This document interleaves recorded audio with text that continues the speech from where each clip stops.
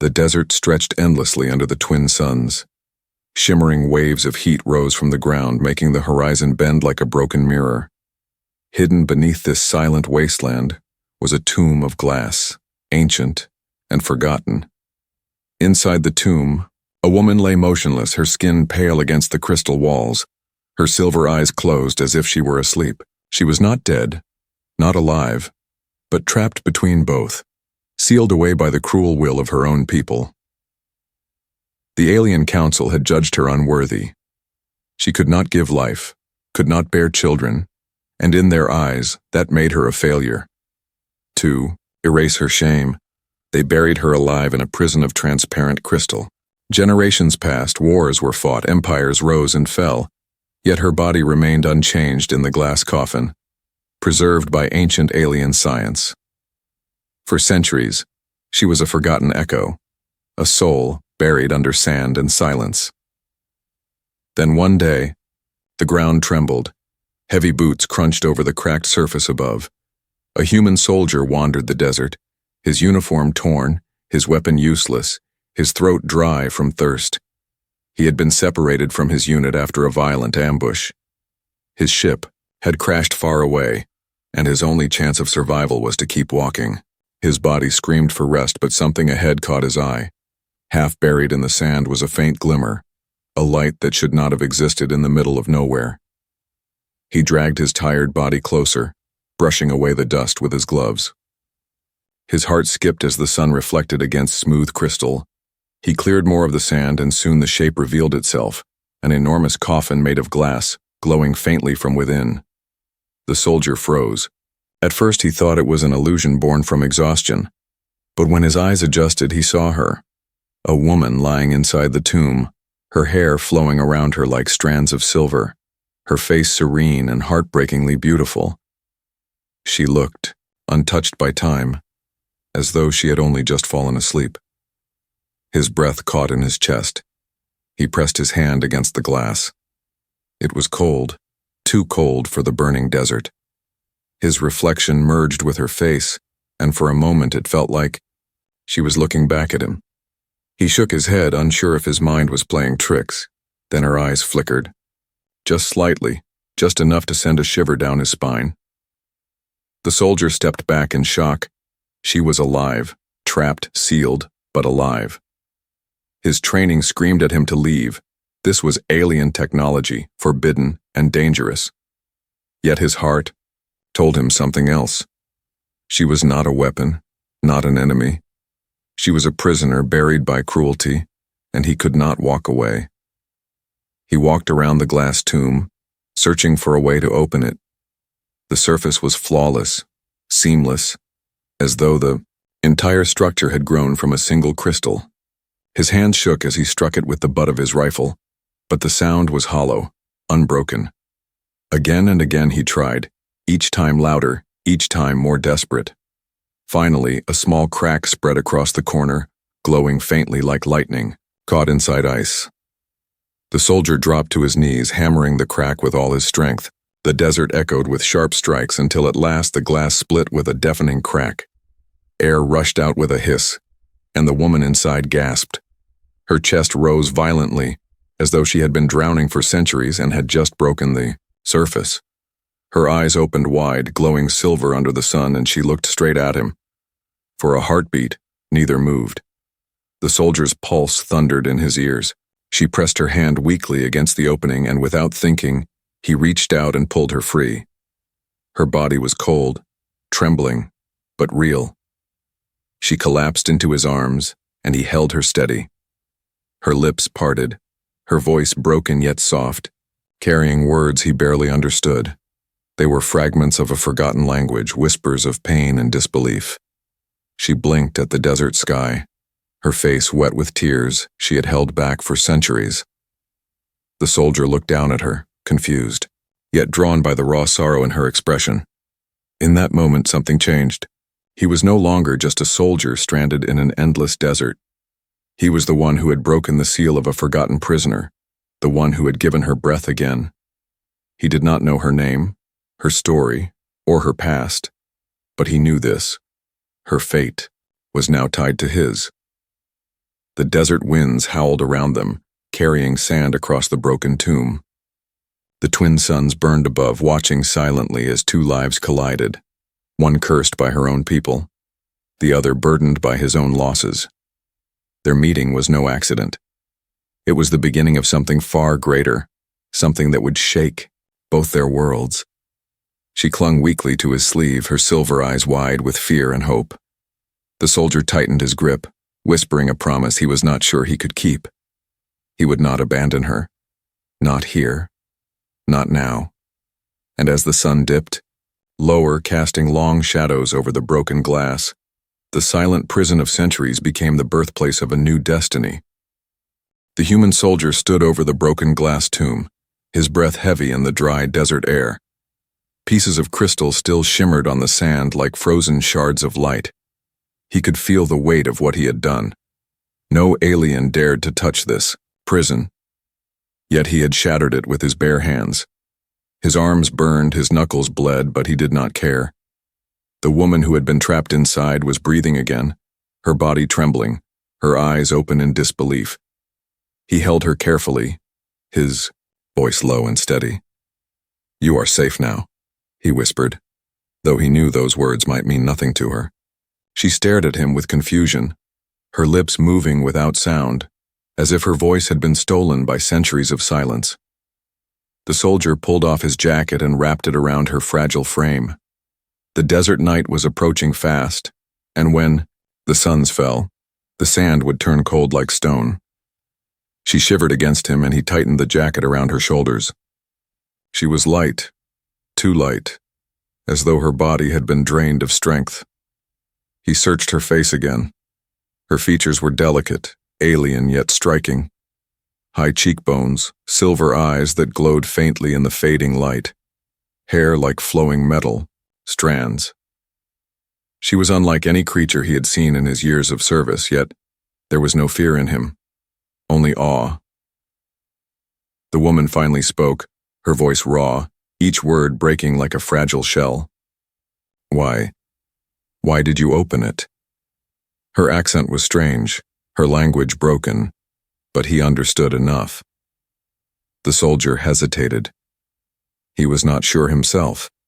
Perhaps it was pity or anger at the cruelty of her captors. Perhaps it was something deeper, something he could not explain. "Because you were not meant to stay there," he said. "No one should be buried alive." Her eyes widened, then softened with something he could not name. Hope, maybe, or the first spark of trust. She tried to stand but collapsed, her legs weak from centuries of stillness. He caught her before she could fall, holding her upright. She looked at him again, her face close to his, and whispered, "You are not afraid." He almost laughed, though his chest ached from exhaustion. Of course I'm afraid," he admitted, "but I am more afraid of leaving you there." The words seemed to strike her. For the first time since her release, a small sound left her lips, a broken laugh, fragile but alive. She pressed her hand weakly against his chest, as though testing if he was real. Then her eyes grew darker, filled with memories she could not hold back. Slowly she began to speak. The story came in fragments, like shattered glass pieces trying to fit together. She told him how her people had judged her unworthy, how she could not bring life into the world, and how that curse had marked her as less than nothing. The council had chosen her punishment: burial in glass, eternal silence, a living reminder of failure. The soldier clenched his fists as he listened. He had seen cruelty before, had fought wars that turned villages into ash, but this was something different. This was not just war. It was a deliberate act to erase a soul. His voice turned sharp. "They did this to you because of that? Because you could not—" He stopped himself, shaking his head. "Monsters," he muttered. She looked at him with quiet eyes. "I was not enough," she whispered. "Not enough for them. Not enough for anyone." He knelt beside her, meeting her gaze directly. "You are enough," he said firmly. "Your worth is not in what they demand. You breathe, you fight, you endure. That is enough." Her lips parted, but no words came. Tears formed, trembling at the edge of her eyes, and for the first time since her awakening, she let them fall. She buried her face in his chest, her body shaking, and he held her as the desert winds howled around them. Night fell, the twin suns disappeared beyond the horizon, and the desert grew cold. He guided her to a sheltered place between two jagged rocks, where they could hide from the wind. He built a small fire with the scraps of wood he carried, its orange glow casting shadows across the sand. She sat close to the flames, her silver eyes reflecting the light, her face haunted yet alive. She whispered again, almost to herself, "You broke the seal. No one ever dared. But you did." The soldier sat beside her, his gaze fixed on the fire. Maybe it was not courage, he admitted. Maybe it was just madness. Then he looked at her, his voice steady. "But I would do it again. 1,000 times." She studied him for a long time, her expression unreadable. Then, slowly, she reached out her hand. He hesitated, then took it. Her fingers were cold, trembling, but they gripped his tightly, as though clinging to life itself. In that fragile connection, something powerful stirred.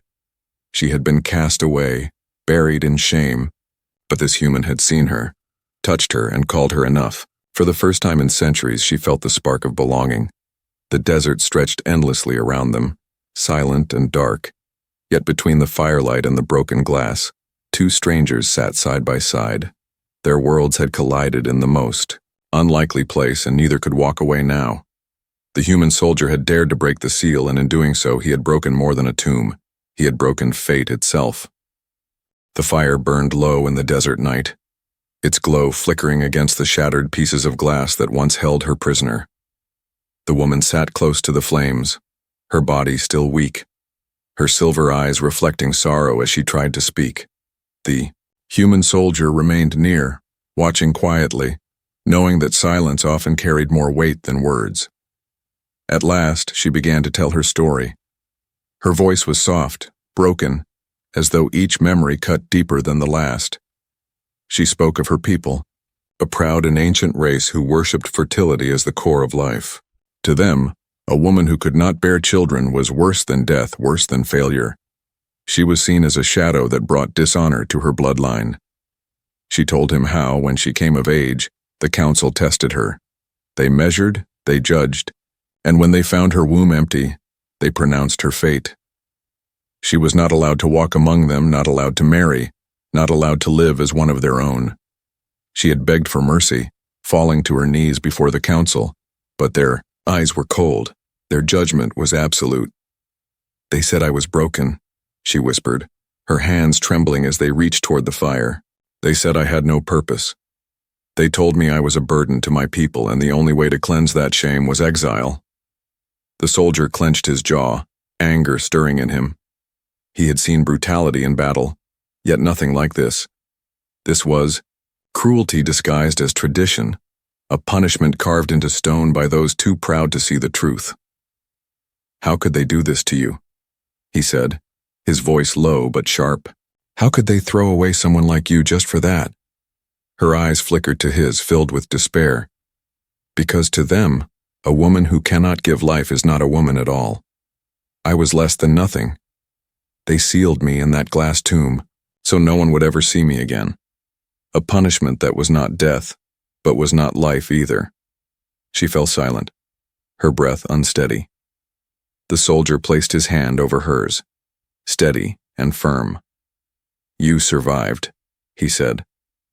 "That means more than their judgment ever will. You are here now, not them." For a long moment she looked at his hand, then at his face. Her lips trembled as if she wanted to believe him, yet fear held her back. The fire cracked, sending sparks into the cold night air, and her tears glistened, like crystal in the light. The soldier pulled a small flask from his belt and offered it to her. She hesitated, then drank, coughing as the water touched her throat. He steadied her, patient, waiting for her to find her voice again. When she spoke, Her words cut deeper. I used to dream of children. I used to dream of a small hand holding mine, of laughter in my home. But my dreams were stolen, and with them my worth. For centuries, I lay in silence, telling myself I deserved it. Until you came. Her eyes locked with his, sharp and searching. Why did you not leave me? Why risk yourself for me? The soldier stared into the fire for a long time. His own memories weighed heavy. His battles, his losses, the small face of a daughter waiting for him far away. At last, he spoke, his voice steady. Because I know what it feels like to lose someone, to feel empty, to feel cursed. And because no one deserves to be buried for something they cannot control. You deserve life. You deserve more. Her breath caught, her chest rising and falling quickly. She looked at him as though seeing him for the first time. Not just as a stranger, not just as a rescuer, but as something else, something greater. You speak as if I have value, she said quietly. You do, he replied without hesitation. Not because of what you can give, but because of who you are. She closed her eyes, pressing her hands against her chest. For centuries, she had carried only shame. Now, for the first time, someone had called her enough. The weight inside her began to shift, not gone, but lighter. The desert winds howled louder, carrying grains of sand across the fire. She leaned closer to him, her body trembling less, her heart beating faster. Something was changing. Something she had never expected to feel again. The soldier adjusted his rifle, keeping watch on the horizon. Yet his thoughts were not on danger. They were on her. On the strength it took to survive a prison of centuries. On the courage it took to tell her story. He realized then that he had not only freed her from glass, he had freed her from silence. As the stars burned above, endless and cold, she whispered one last truth. I thought I would never belong again. But tonight, sitting here with you, I feel less alone. The soldier turned to her, his eyes steady. You are not alone anymore. In the quiet of the desert, night surrounded by broken glass and firelight, a bond began to form, fragile, unspoken, but real. A bond strong enough to challenge exile, strong enough to defy centuries of shame. And though she did not yet know it, that bond would lead her to a place she had never dreamed of, a place where she would find not only life, but family. The desert. Night stretched long and cold, but the fire still burned, keeping them both alive. The woman sat close to its warmth, her silver eyes fixed on the soldier. She could not understand why he stayed. He could have left her, yet he remained, guarding her as if her life mattered. For centuries she had been told she had no worth, yet this stranger treated her as if she were priceless. She leaned forward, her voice quiet, almost afraid. You are far from home, are you not? The soldier nodded slowly. Yes, my ship was attacked. My men are scattered, maybe gone. I don't know who survived. His voice lowered, steady but heavy. But someone waits for me, someone I cannot fail. Her head tilted, curious. Who? He pulled something from his pocket, a small piece of cloth faded from years of wear. It was a child's scarf decorated with tiny stitched stars. His rough hand smoothed it gently as though it were the most valuable thing he owned. My daughter, he said. She is young, too young to be alone. Her mother is gone. All she has is me. His eyes darkened with pain. I left her on the ship when the attack came. I promised I would come back. The woman's breath caught. A child. The word struck deep, stirring wounds she thought had long turned to stone. She had dreamed of children once, dreamed of holding small hands, dreamed of hearing laughter in her home, but those dreams had been shattered by exile. She closed her eyes, her voice trembling. She waits for you still? Yes, he said. She waits, and I must reach her, but the desert is long and my strength fades. He looked at her then, his gaze steady, filled with something unspoken. I wanted to ask you for something, not for me, but for her. She frowned, unsure. For her? He hesitated, searching for words. When I look at you, I don't see failure. I see someone who has endured pain I cannot imagine. Someone who has been denied love but still breathes. My daughter, she needs love. She needs a mother. I cannot give her what she longs for. But maybe you can. The words struck her like thunder. She recoiled, her hands tightening in her lap. Me? A mother? Her voice cracked. You do not understand. My people cast me away because I cannot give life. How could I ever be that for her? The soldier leaned closer, his eyes burning with conviction. Being a mother is not only about giving birth. It is about love, care, sacrifice. You are capable of those things. I see it in you. Her breath shook. No one had ever spoken to her like this. No one had ever looked at her and seen worth beyond her curse. She shook her head, torn between fear and longing. What if she looks at me and sees a monster? What if she hates me? The soldier's hand reached for hers, strong and steady. She will not. Children do not see what the world sees. They see with their hearts, and her heart is ready for you. Silence stretched between them, heavy yet filled with hope. She turned her face toward the fire, silver tears slipping down her cheeks. For centuries she had begged the stars for a single chance to feel the warmth of motherhood. And now a human soldier had placed that dream before her. Her voice dropped to a whisper. I have never held a child. I do not know how. He smiled faintly, though his eyes glistened with pain. You will learn. My daughter is gentle, kind. She will guide you as much as you guide her. The wind howled across the desert, scattering sand across the broken glass tomb. The woman reached out, her fingers brushing the scarf he held.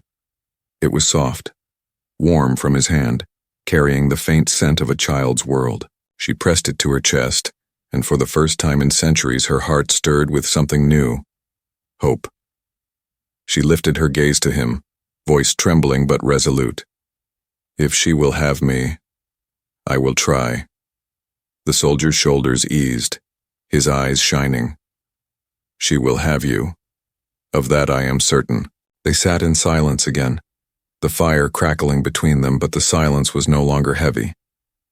It was filled with a new bond, fragile, but real. She was no longer only the woman from the glass tomb. She was something more. She was a promise, waiting to be fulfilled. Far away in the shadow of a damaged warship, a small girl waited. Her hands clutched the edge of her bed, her eyes wide with worry, her heart whispering the same question again and again. When will my father return? The desert stars burned bright above as if watching the moment unfold. The woman who had once been condemned for her emptiness now held the chance to fill the emptiness of another. The choice was terrifying, but it was hers. And in the cold silence of exile, a new destiny was born. Not of blood, not of tradition, but of a daughter's plea waiting to be answered. The desert journey was long, yet the soldier did not turn back. With the woman walking at his side, they crossed dunes and cliffs, moving toward the wreck of his ship. The nights were bitter cold, the days unforgiving, but they pressed forward, together. Each step carried a silent promise that she would meet the child who waited. When they reached the ship, the girl was there, sitting on a broken crate with her small hands clutching the scarf she loved. The moment she saw her father, she ran to him, tears falling as she clung to his waist. He lifted her into his arms, holding her close, whispering words of comfort. The woman stood a few steps away, her heart pounding, unsure if she belonged in this moment. The soldier turned, his voice steady yet gentle. This is the one I told you about. She is our guest and she is very important. The little girl looked at the woman with wide eyes. There was no fear in them, only curiosity. She slid down from her father's arms and walked closer, her small, step slow but confident. The woman froze, uncertain, her hands trembling as if holding invisible chains. The child reached out and touched her hand. Her voice was soft, innocent. Are you my mother now? The question broke the silence like thunder. The woman's breath caught, her silver eyes flooding with tears. She had been called many names in her life: curse, failure, exile, but never this. She fell to her knees, overwhelmed, pressing her hand against the child's small fingers. "If you will have me," she whispered, her voice shaking, "then yes, I will be." The girl smiled brightly and wrapped her arms around the woman's neck. The soldier watched quietly, his eyes heavy with emotion. In that single embrace, something changed forever. Days passed, and life on the damaged warship slowly reshaped itself. The woman stayed close to the child, learning each moment what it meant to be a mother. At first she felt clumsy, unsure how to braid hair, how to comfort nightmares, how to laugh at silly questions. Yet the girl guided her without hesitation, pulling her into games, showing her how to share food, asking her to sing even when her voice trembled. The woman discovered joy in small things. She learned how to weave tiny braids in the girl's hair, how to cook simple meals over fire, how to hold a hand while walking across broken ground. The child laughed freely, her trust given without fear, and every laugh filled the woman's heart with something she thought she had lost forever. One night, as the stars burned bright above, the girl crawled into the woman's lap and whispered, "You are the best mother." The words were simple, yet they shook the woman to her core. She held the girl tightly, tears slipping down her cheeks, and realized she no longer felt the emptiness her people had cursed her with. She had not given birth, yet she had given love. The soldier saw the change too. He watched the way the woman's eyes softened when the girl smiled, the way her hands grew steady when caring for her. He had given his daughter hope, but she had given them both something greater, a family. Still, fear lingered in the woman's heart. At night, when the child slept, she whispered to the soldier, "What if I fail her? What if I am not enough?" The soldier shook his head. "You are already enough. You give her love, and that is what she needs most. Blood does not make a mother. Choice does." The words settled deep in her chest, stronger than the scars of her exile. She began to believe them, piece by piece, each day she spent with the child. One evening, the girl brought her a flower she had found among the wreckage, its petals faint but alive. "This is for you," the child said proudly, "because you make things grow again." The woman took the flower, pressing it to her heart, overwhelmed. Her people had buried her for being barren, for being lifeless. But this child saw her as someone who gave life, someone who healed. She looked at the soldier then, her eyes shining. "You were right." She sees with her heart. And in her heart, I am not broken. The soldier smiled faintly, his voice quiet. "She gave you a family, and you gave her a mother." The stars above seemed to glow brighter as they sat together. Father, daughter, and the woman once called exile. The silence of centuries had been replaced with laughter, with warmth, with belonging. She was no longer a prisoner of glass, no longer a forgotten relic of her people. She was something far greater. She was a mother, not by blood, but by choice. And as she held the child close, she knew that no counsel, no exile, no curse could ever take that away. The warship lay silent under the cold stars, its hull broken, yet still a shelter. Inside, the child laughed as the woman braided her hair, her voice filling the empty halls with life. The soldier watched from a distance, his heart heavy but full, knowing he had given his daughter what she needed most. For the first time in years there was peace, but peace never lasted. The woman felt it first, a sharp chill in her chest, as if the desert winds carried whispers of judgment. She froze, her hands trembling as the child turned and asked, "Mother, what is wrong?" The word mother warmed her heart, yet dread clung to her. She had lived too long under the shadow of the council to believe they would let her go. The next night her fear proved true. Lights blazed across the horizon, cold blue beams cutting through the desert darkness.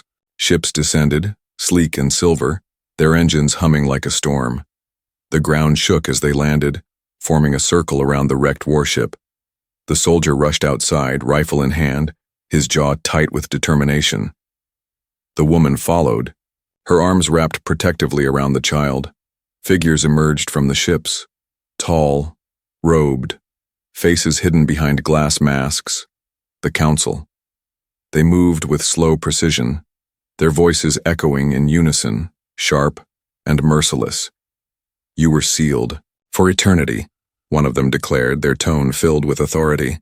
"Your shame was buried so it would never poison the living. Yet you stand here broken free by the hands of a human. You do not belong to this world, nor to theirs."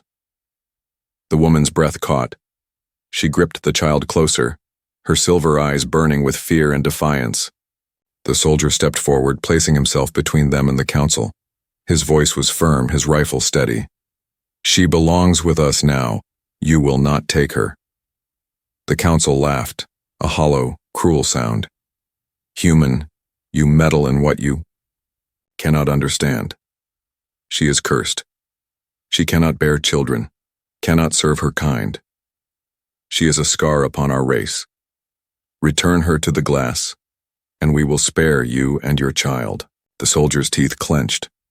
His voice thundered with anger. "You will not touch her. She is more than your cruel laws. She is family." The council advanced, their robes sweeping the sand. The woman's heart raced. Centuries of shame and silence clawed at her, urging her to bow, to surrender, to return to the prison they had chosen for her. But then the child pressed her small hand against hers and whispered, "Don't be afraid, Mother. I need you." The words cut through her, fear like fire. She straightened, her body trembling yet strong. For the first time, she did not bow to the council. She stepped forward, her voice sharp and clear. "I was never cursed. You were cursed. Cursed by your pride. Cursed by your blindness. You buried me because I could not give life, yet I have found life here. This child calls me mother. This human calls me family. You cannot take that away."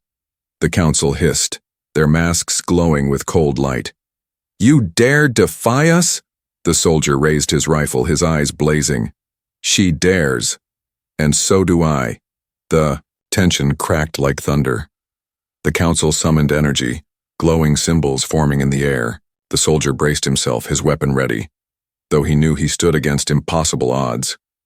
The woman moved beside him, no longer trembling, her hand resting on his arm. "We fight together," she whispered. The child hid behind them, yet her eyes shone with fierce trust.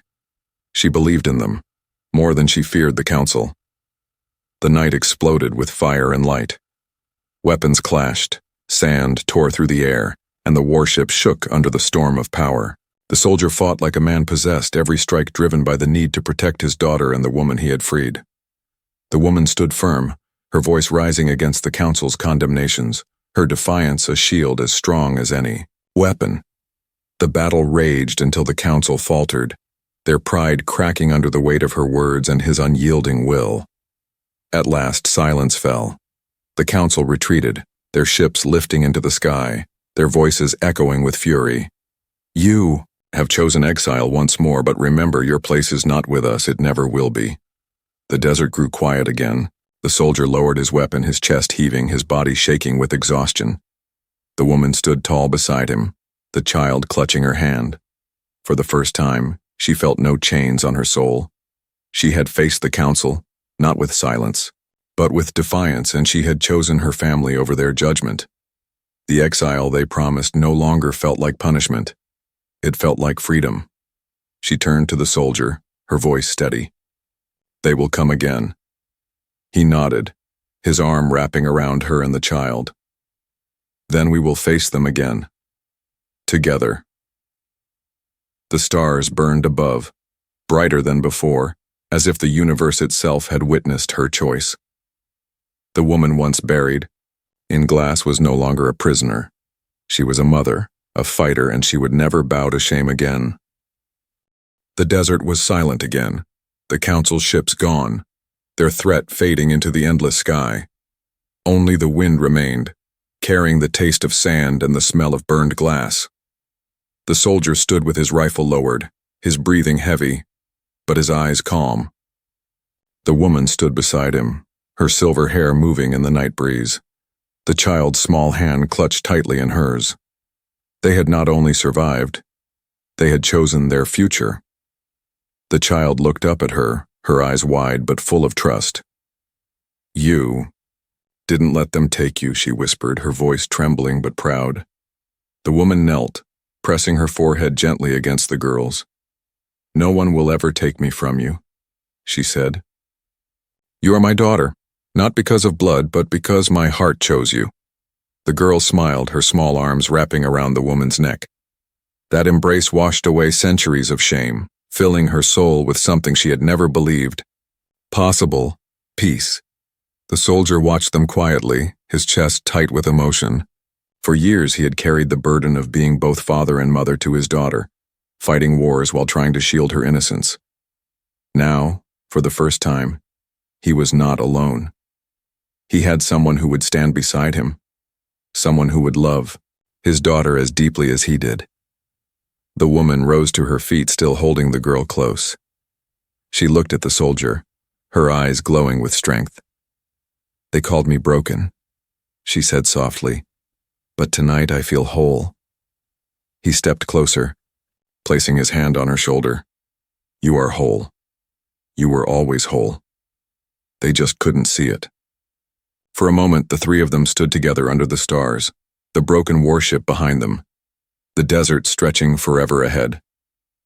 Their world had been shaped by loss and exile, yet here, in this fragile bond, something stronger had been born. Over the days that followed, life began to change. The soldier worked on repairing what remained of his ship, searching for a way to signal allies. The child filled the halls with laughter, chasing shadows and singing to herself. And the woman, once silent, once forgotten, became the heart of it all. She cooked with the girl, teaching her small songs from her old language. She mended torn clothes with patient hands. She walked with her through the wreckage, telling her stories of the stars, stories not of shame but of wonder. But every day she grew less like the prisoner of glass and more like the mother she was meant to be. At night, when the soldier sat alone by the fire, she often joined him. They spoke of battles, of losses, of futures uncertain. She confessed her fears, and he shared his pain. In those quiet moments, a deeper bond formed, not only between father and daughter, but between man and woman, soldier and exile. They were no longer strangers tied by chance. They were family bound by choice. One evening, as the twin suns dipped low, the girl brought them both flowers she had found among the rocks. She placed one in her father's hand and one in the woman's. "Now we are the same," she said with a grin, "a family of three." The woman's heart ached with joy. She had once been told she could never give life, yet this child gave her life every day. She kissed the flower, pressing it to her chest. "Yes," she whispered, "we are the same." But shadows still lingered. She knew the council would not forget, that their pride would never allow her freedom without resistance. Yet for the first time in her existence, she was not afraid. If they came again, they would face not a broken exile, but a mother who had found her place. The soldier shared her resolve. He looked at her, his voice steady. "Whatever comes, we stand together. That is enough." And it was. As the stars stretched across the sky, the woman held the child close, whispering promises she intended to keep. She was no longer the barren outcast, no longer the forgotten prisoner sealed away in glass. She was a mother, not by blood, not by duty, but by choice. The desert winds carried her vow into the night, a vow stronger than any council decree, stronger than exile, stronger than shame. She had been buried to erase her worth, yet love had unearthed her, and in love, she had found rebirth. The child slept peacefully in her arms, safe, cherished, whole. The soldier stood at her side, watching the horizon, his heart lighter than it had been in years. And together, under the silent stars, a new family was born. One built not by tradition, not by law, but by the courage to choose love against all odds.